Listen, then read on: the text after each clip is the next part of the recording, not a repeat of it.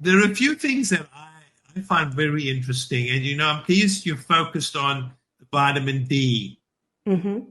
because I think everyone on this planet should take vitamin D. And I don't think that's an underestimate. And so, what you may not know is if you're vitamin D deficient, it increases your risk of getting cancer.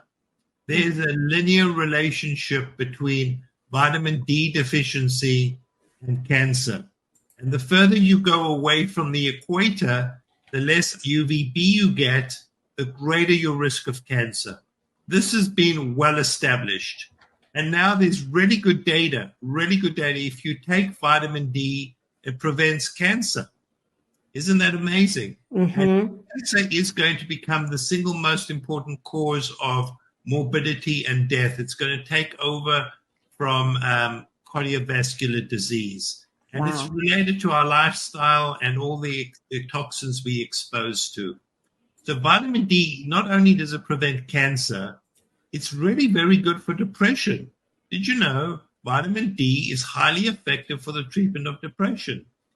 And it's also really important for viral illnesses because there are many receptors in the white cells. In fact, the white cells take up 25-hydroxy vitamin D and activate it. So it's very important for the immune system. Part of the war against repurposed drugs, so, there's the war against the eye drug. People don't like vitamin D. They just don't like it because if people took vitamin D, it would reduce the risk of cancer, would reduce the risk of many diseases. And so that big pharma don't like vitamin D. So when they design studies, they design them to fail using very low doses. To give 2,000 units a day in these randomized trials is an absurdity.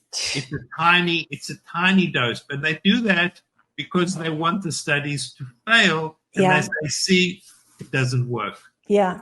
And so the sicker you are, the more chronic inflammation you have, the more autoimmune disease you have, you want to use a higher dose. Mm-hmm. So I take 10,000 units a day, and I'm reasonably healthy.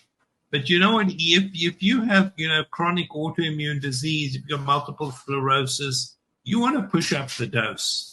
And it's exceedingly safe. It's a very safe, more of a hormone than it is a vitamin.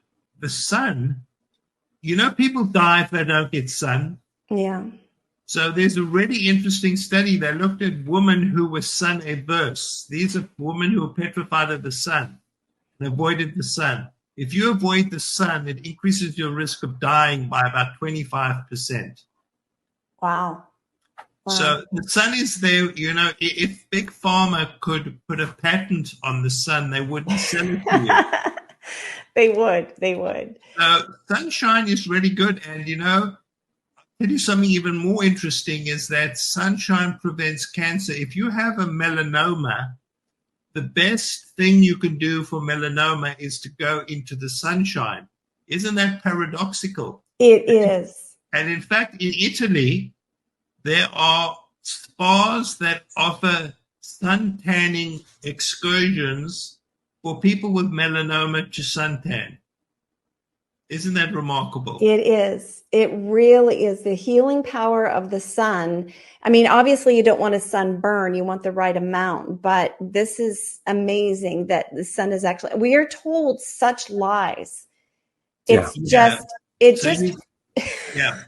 don't want to. You want to spend about 30 minutes in the sun. You want to avoid using sunscreens because it defeats the purpose. Yeah. In fact, there's some data that sunscreens increase your risk of melanoma. Yes. Yes. Yeah. Just the opposite of what we were told.